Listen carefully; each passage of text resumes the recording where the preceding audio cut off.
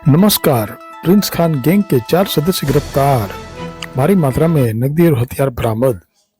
बताते चले कि धनबाद पुलिस ने वासेपुर समेत शहर के कई इलाकों में कुख्यात अपराधी हैदर अली उर्फ प्रिंस खान गैंग के खिलाफ बड़ी कार्रवाई करते हुए गिरोह के 4 सदस्यों को गिरफ्तार किया है। इस मामले की जानकारी वरीय पुलिस अधीक्षक प्रभात कुमार ने बुधवार को संवाददाता सम्मेलन में दी।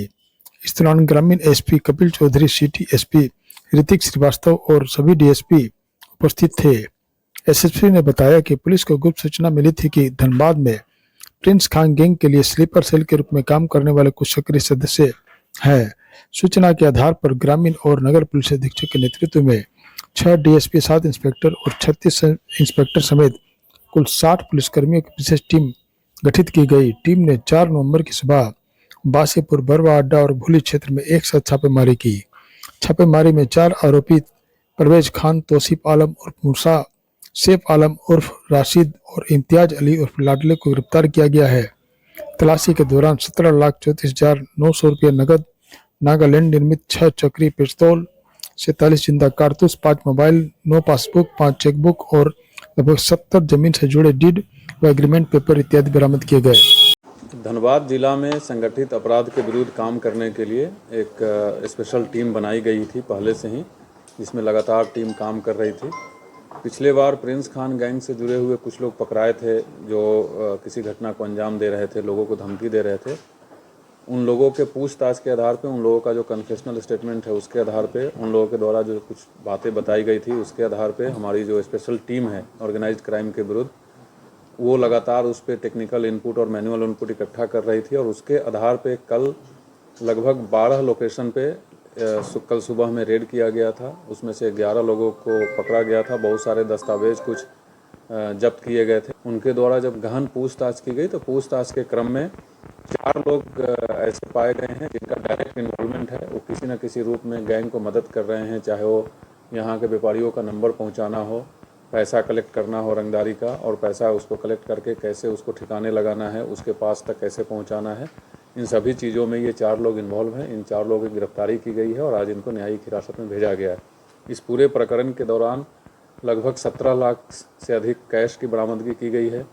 एक रिवॉल्वर मिला है जिसका लाइसेंस दिखाया गया है बट वो फेल पाया गया। 47 राउंड्स ऑफ कैटरीज मिला है। इसके अलावा बहुत सारे मोबाइल्स हैं। 70 से अधिक ज़मीन का डीड है जो अलग अलग नाम से है, कहीं पावर ऑफ अटॉर्नी है, कहीं डीड है। 1 दर्जन से अधिक एटीएम कार्ड्स है, अलग अलग नाम से बहुत सारे पासबुक्स हैं। प्राइमरी लेवल पे ये पता चला है कि इनका डायरेक्ट रूप से यहाँ के व्यापारियों से रंगदारी स्वरूप का इकट्ठा करना, उसको यूएसडीटी के माध्यम से या फिर फॉरेक्स के माध्यम से या किसी फिर अन्य हवाला नेटवर्क के माध्यम से जहाँ जहाँ इनको इकट्ठा करके ठिकाना लगाना होता है वो लोग लगाते हैं। इस पूरे प्रकरण में जो जब्ती हुई है वो मैंने आपको बताया है। इसके अलावा और कुछ ऐसी और बातें पता चली है जिसमें और अनुसंधान करने की आवश्यकता है। कुछ दिन पहले जो रांची में फायरिंग की घटना के बाद गिरोह के कुछ लोग पकड़ाए थे, जमशेदपुर में भी पकड़ाए थे, वहाँ जो बात उठ के आई थी कि हथियार का सप्लाई पाकिस्तान से होता है और इसमें जो नेटवर्क काम कर रहा है वो एंटी टेररिस्ट जो आतंक का फंड करते हैं लोग, उसमें भी कुछ पैसा लग रहा है। तो इस बिंदु का भी कुछ चीज़ इसमें समझ में आया है और हम लोग उस पर भी अनुसंधान कर रहे हैं कि कहीं ऐसा तो नहीं है मामला कि ये पैसा भी कहीं ना कहीं किसी न किसी आतंकी संगठन से जुड़ा हुआ है और टेरर फंडिंग किया जा रहा है। अगर ऐसी कोई बात होती है तो ये कंप्लीट देशद्रोह का मामला बनेगा। इस पर भी इस टीम को निर्देश दिया गया है कि इसका पूरा अच्छे तरीके से तहकीकात करें। इन लोगों के द्वारा कुछ और लोगों का नाम बताया गया है जो धनबाद के भी हैं, धनबाद के बाहर के भी हैं। कुछ व्यवसायियों का नाम बताया गया है जो डर के पैसा भी पहुंचाते हैं। हमारे पास बहुत सारी जानकारियाँ इकट्ठा हुई है, लगभग 100 से अधिक लोगों का नाम आया है। फर्दर उस पर टीम और आगे काम करेगी और जब आगे काम करेगी फिर से जो रिजल्ट आएगा वो आपके सामने बताएंगे। और कुछ व्यापारियों का भी नाम आया है जो पैसा दे रहे हैं, हम लोग उनसे भी संपर्क करेंगे कि किस परिस्थिति में दे रहे हैं। अगर धमकी आ रही हो तो केस करना चाहिए। जैसा मैंने बताया कि लगभग 100 से अधिक लोगों का नाम आया है जो किसी न किसी रूप में जुड़े हुए हैं।